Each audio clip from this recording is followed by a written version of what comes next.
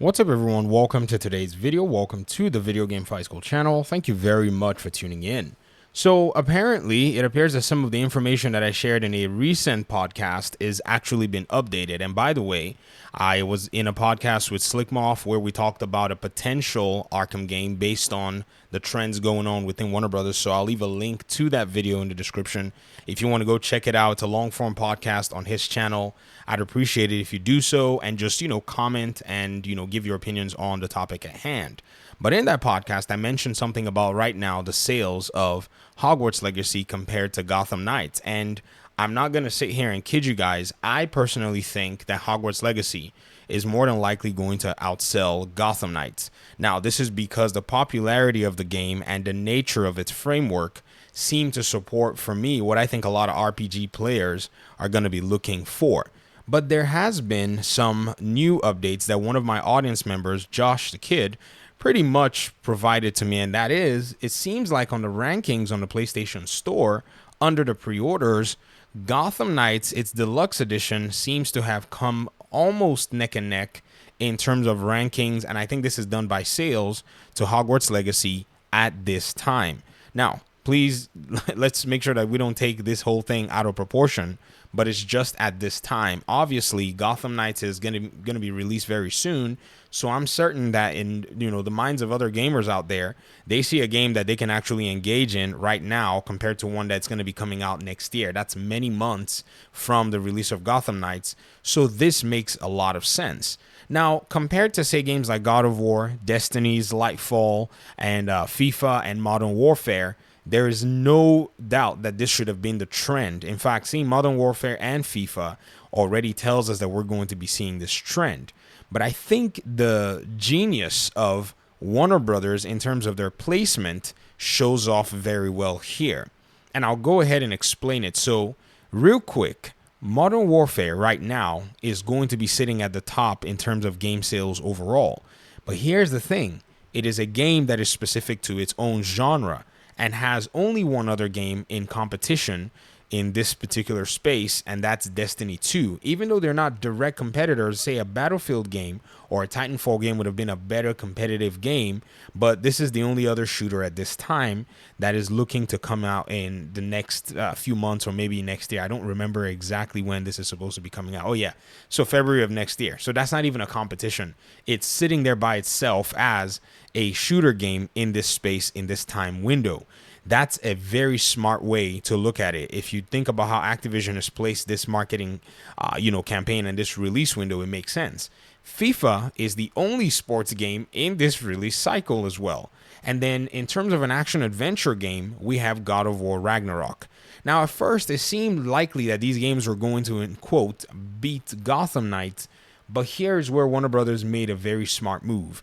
They moved Hogwarts Legacy away from this calendar window and left Gotham Knights here to be unchallenged by any other game because in its genre, it maintains the #1 spot in the superhero category.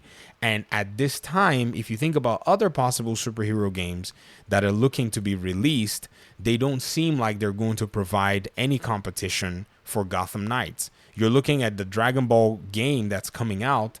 That game, yes, I call it, one of the superhero anime, style games in a sense, but it doesn't really fit that category and is not as compatible. And this is my, understanding. If I'm wrong about this, guys, feel free to correct me in the comment section. I also, want to go ahead and highlight that the NHL 23 game is coming out, but this is also another niche game that has its own specific audience. And then you also have the PGA game, which is also kind of niche as well.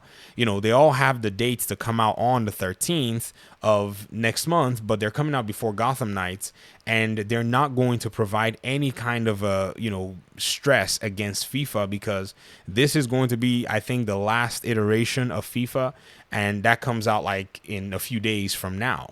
So what has happened here is it's not surprising to see Gotham Knights move up in the sales rank and make its way somewhat close to, God of War Ragnarok. In fact, I would not be surprised if this deluxe edition for Gotham Knights makes its way up and gets close to Ragnarok in terms of, its ranking, which is, I think, based on some sales in a sense, and then eventually, just go neck and neck. And then the other games coming out next year will start to make their way to the back, because as the game comes out and gets close to release, and as it releases and has about, 2 weeks before, or even more, before Ragnarok releases, there's a huge window there for people to want to check the game out and change their minds and eventually start to grapple with the content at hand. So I think this is actually going to work in Gotham Knights' favor. Now, other things in terms of the marketing at this time anyways, compared to a few years ago, or maybe, many, many months ago, is that the marketing has taken a turn where it's a lot more transparent than many other games. In fact, games like, say, even God of War and, Hogwarts Legacy and some other games that are supposedly coming out in this window have not provided as much information or, as much content about their game as Gotham Knights has. Now, understandably, these other games are popular. I don't expect God of War to drop a 17-minute gameplay, sequence like Gotham Knights did. It doesn't make any sense, because that game in its own right has already done its own work in the first game. They released and revealed a solid game. So their sequel is just going to sit pretty. It needs to be kept, away from a lot of the public eye in terms of the story, because that's actually the strongest part of God of War, in my opinion. And so that makes a whole lot of sense. Hogwarts Legacy, on the other hand, is a game that is built on a popular universe and still has time for its marketing to go on. So this is the game right here that a lot of people have seen. They've been able to weigh maybe the graphics. They've been able to weigh maybe some of the mechanics in terms of just watching the, in quote, first phase, which is like a tutorial section. And I think this is something that's really going to lend a little bit of credence to Gotham Knights. So if you ask me, and I'm sure some of you are, curious, because I've been seeing some of your questions. Someone asked me the other day and said, are you even excited about this game? And I said, it's one of those things where I'm just here for the experience. And I think maybe what they're asking is, do you think this game is really going to do well? Or do you think it's going to have a lot of hype and stuff to it? And one thing about hype is I'm usually wary about hype. I usually have very contrary opinions to, a lot of mainstream thought. Today alone, I got blocked on Twitter twice. I disagreed with people about their opinions. I didn't know people are softies on Twitter. Here on YouTube, we basically almost throw punches, and we come back the next day and high five one another. I guess we have a bunch of, soft people on Twitter that don't know how to, be disagreed against. They just don't get told no a lot, so I guess they can't handle it. And so I was quite surprised to see that. But I'm just here where it's like, whether there's hype or not, I really want to experience and see this game for myself. And I'm in a position where I think this game is actually going to surprise a lot of people, because for some strange reason, the game is, and I have to say this very carefully, is properly positioned, especially in the behemoth of other games that are coming out.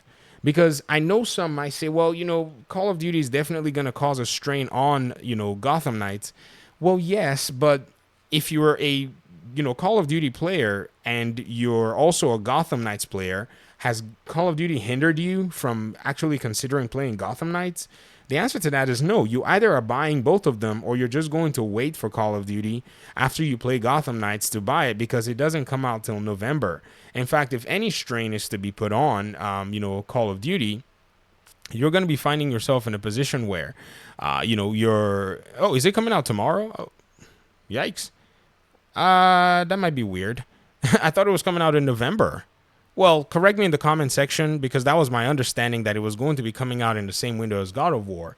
So I'm not necessarily certain why this date has changed, but I think it's probably going to be a game that even if it came out tomorrow, that's actually even pretty good, because that way it gives it some time to maybe boil down. And with the beta and everything, it's already eating a lot of the spotlight, but it doesn't really change where people stand on games like Gotham Knights. I don't think it really does have that effect on it. If there's any game that will affect, Gotham Knights more than anything, it'll be Ragnarok. But Gotham Knights does have about 3 weeks away from it, and still has a niche that is a category different from where God of War is. So all of this is a little, interesting to me, but I'd love to hear how you visualize this. Talk to me in the comment section, and hopefully we'll talk pretty soon. Thanks so much for watching the video. Peace out.